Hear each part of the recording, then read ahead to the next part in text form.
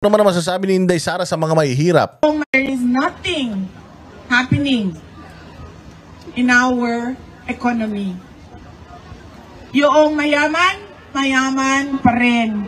Yung mahirap, lalong naghihirap. And then we go to the Philippines. Our favorite topic. Ang dami-dami nilang sinasabi, napakaganda na ng ekonomiya natin. Tingnan nyo, pababa yung inflation, madaming investments. We are on our way to becoming from a developing country to the next level. Maganda siya tingnan sa papel, Diba? Ganyan, si Claire Castro mag-report. Pag nag-report si Claire Castro, putya, akala mo talaga kumikinang ang bayang Pilipinas. Akala mo lahat ng Pilipino ang kinakain Delimundo na corned beef sa umaga. May kasamang scrambled egg o kaya sunny side up na dalawa yung itlog na yung pula. Oo, yung double yolk kung tawagin nila. Putang galing nun, no? Isang itlog, dalawa yung pula. Tapos ano pa ba? Parang meron pang mga danggit at saka mga pritong daing na pusit. Oo, sinangag, hindi ba? Parang ganyan ang almusal natin araw-araw, kahit nga pandesal eh. Hindi na makabili ang Pilipino. Sa totoo lang ang almusal nila kape. Kahit nga kape, hindi na afford eh. Kape na walang asukal, healthy naman yan. Kape, tapos ang kain nila medyo late na, mga alas 2. Alas 2 na kain nila para at least kahit papaano maisama na yung merienda. Kumbaga, merienda, tanghalian, lunch, breakfast. Yung kain nila, altanghap na yon. Tapos kakain ulit sila ng gabi. Oo, medyo late na din yung gabi na kain nila. Para hindi kakalam-kalam ang sikmura nila sa So, 2 beses ang araw na lang kumakain mga Pilipino. Yun yung katotohanan. Tapos di natin lang kung may sweldo, may ulam bukas, may pagkain, may bigas. Tapos kung makapagsalita ito si Franz Castro, hindi pala Franz Castro, si Claire Castro, pag makapagsalita si Castro, akala mo, ang ganda-ganda ng Pilipinas. Akala mo yung Pilipinas katulad ng bahay niya eh. Dahil sigurado naman ako, kung may gumanda buhay dito, sila. Hindi ba, kita mo si Claire Castro, itsura niya nun, mukhang kanta ng kanta lang yan sa YouTube channel niya, kahit di naman maganda ang boses ng buwisit na yan eh. Pero kita mo ngayon, ang kanyang kutis, make-up, damit. Putang ina, hanapan mo si Claire Castro na isang araw na umulit ng damit yan. Ang mamahal ng damit yan. Hindi ba? Araw-araw humaharap yan, tas iba-iba damit mo. Kita mo, kasi nga, sila lang ang busog. Hindi naman mga Pilipino eh. It looks good on paper, but you don't see it at all in the everyday lives of the Filipinos. There is nothing happening in our economy. Yung mayaman, mayaman pa rin. Yung mahirap, lalong naghihirap. Yes? The poor is getting poorer. Diba? No plans, no direction at all. Yan yung sinasabi ni VP Sara. Ayan wala talagang walang plano at walang direksyon. Hindi lang sa ekonomiya, hindi lang sa bayang Pilipinas, even sa abroad ngayon, yung conflict ng Iran-Israel. Wala siyang plano when asked kung anong gagawin. Wala siyang sinabi, basta lang niya, it's up to them. If they want to go home, go home. If ayaw nila, bahala sila. Wala talaga silang kaplano-plano. Mantakin mo, lifted na to alert level 3.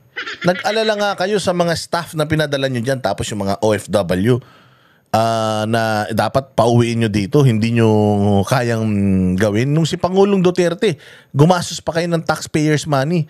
Kami na mismo ang nagre-request, mga taxpayers, nagre-request, iligtas nyo na yung mga kababayan natin dyan sa Middle East. Pera naman namin yan.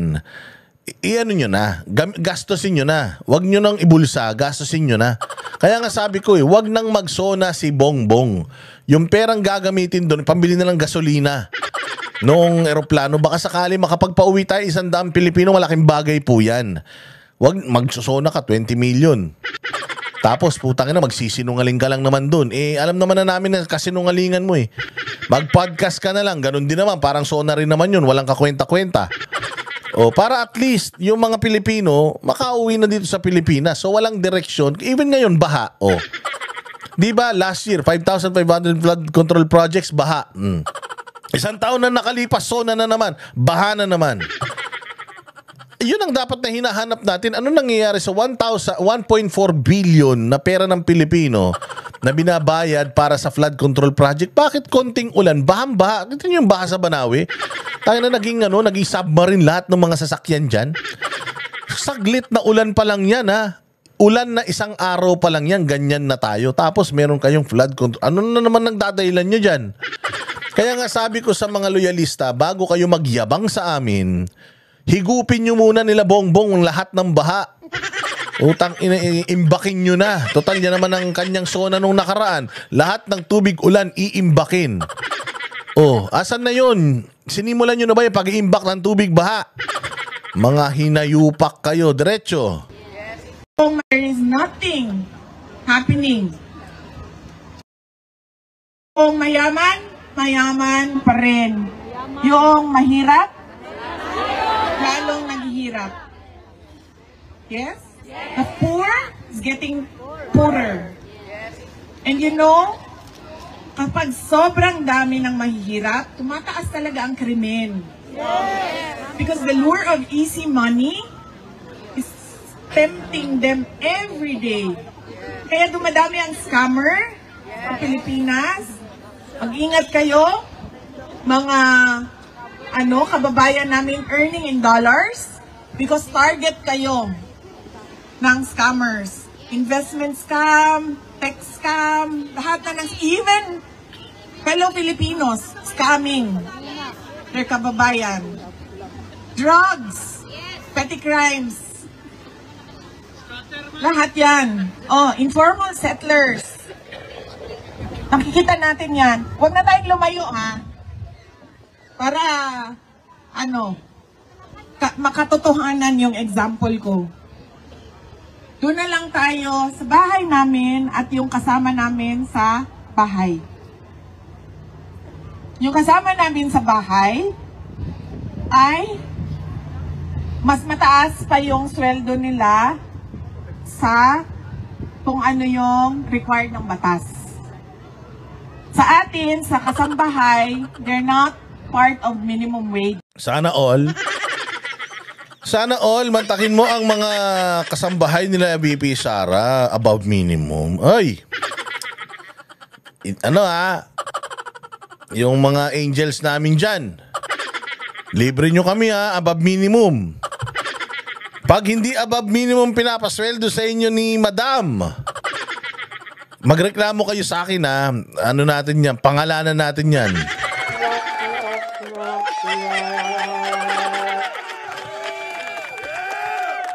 Mga angels.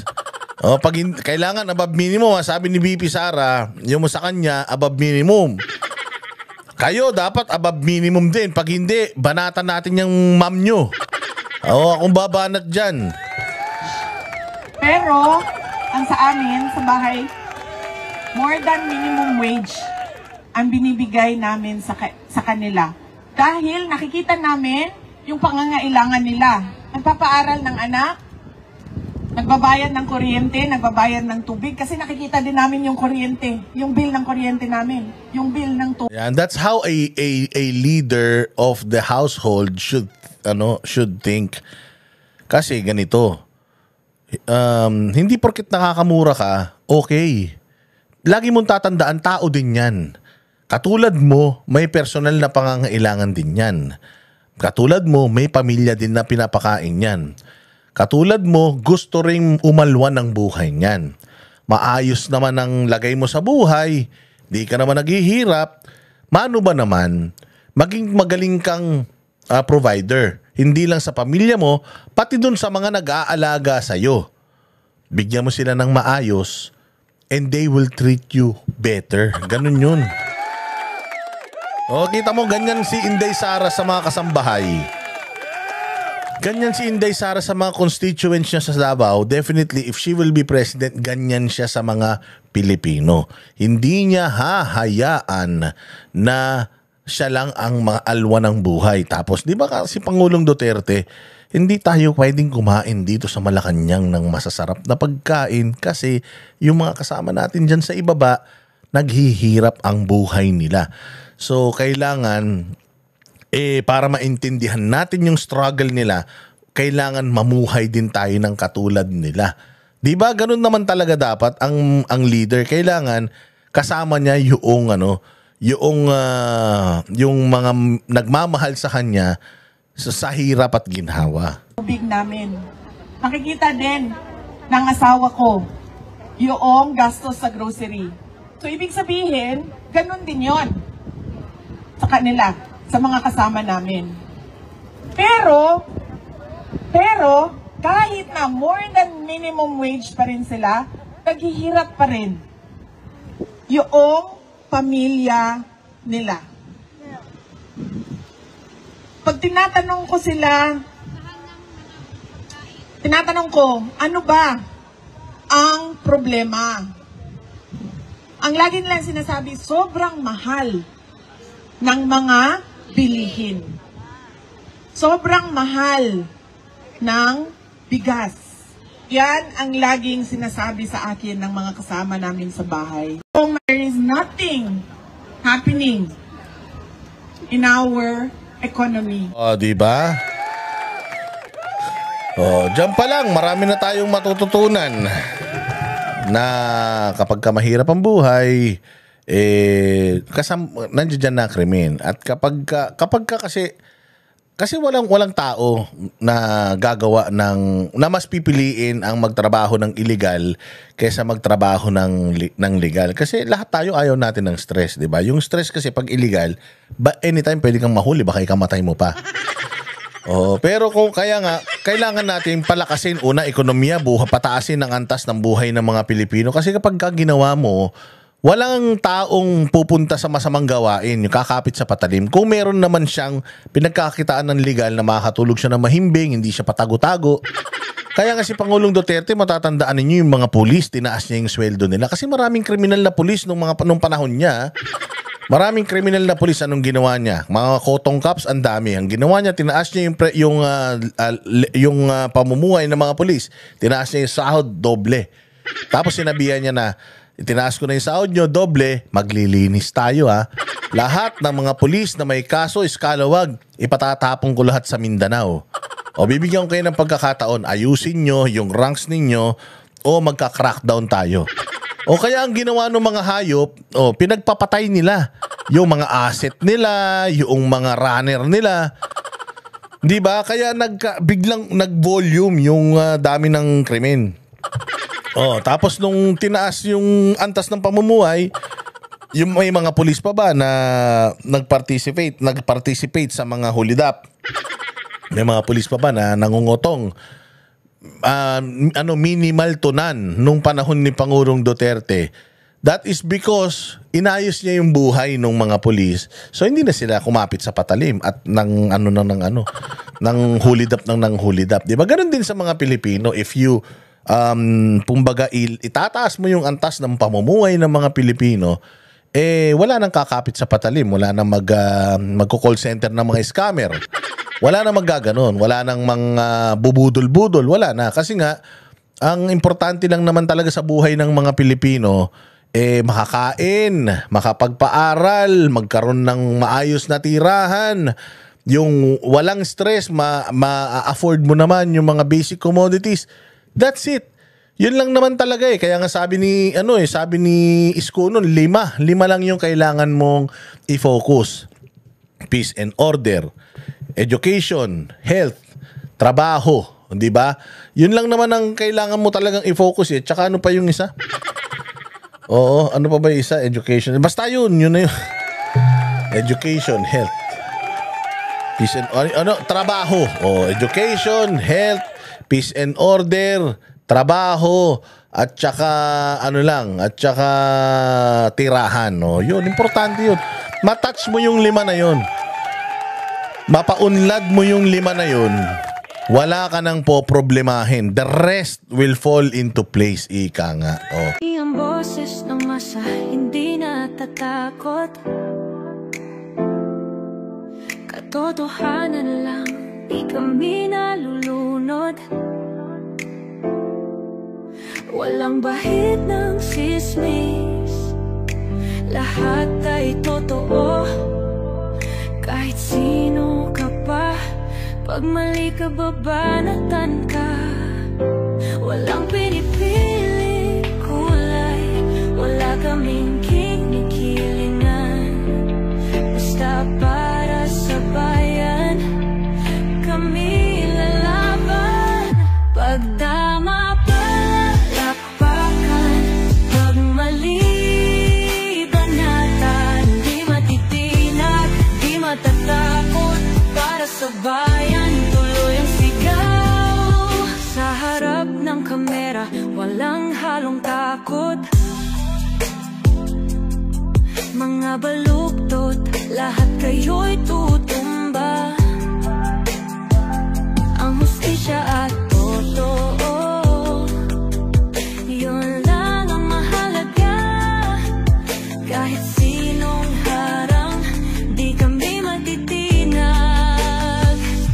Walang pinipiling kulay, wala kaming kinikilingan.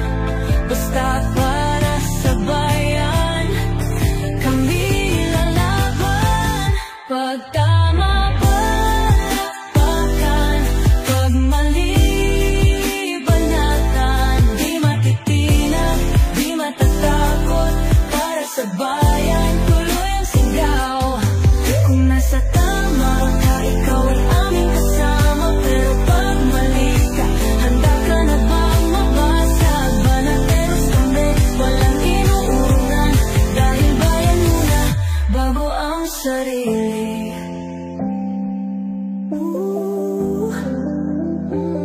Bago ang sarili.